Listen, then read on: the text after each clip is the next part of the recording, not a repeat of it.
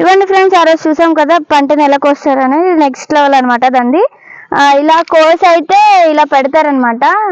ఇగో దాని గింజలు వచ్చేసాయి, ఆల్మోస్ట్ అన్నీ వచ్చేసాయి, ఎండిపోయాయి కూడా.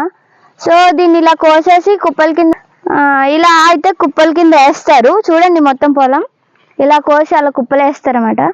2-3 డేస్ ఇక్కడ ఎండిన తర్వాత తీసుకెళ్ళి ప్లెయిన్గా ఉన్న చోట వేస్తారు. తర్వాత దీని గింజలన్నీ డివైడ్ చేస్తారు. చెట్ల నుంచి డివైడ్ చేసిన తర్వాత అవే మనకి ఫ్యాక్టరీకి వెళ్తాయి, అవి వడ్లు.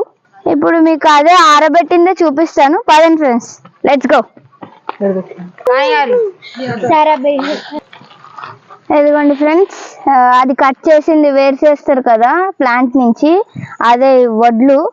చూడండి ఇవి నింపుగా వచ్చేసాయి అన్నమాట. సో అందుకే ఇక్కడ కోసి ఆరబెట్టారు. ఇవి 2-3 డేస్ ఆరిన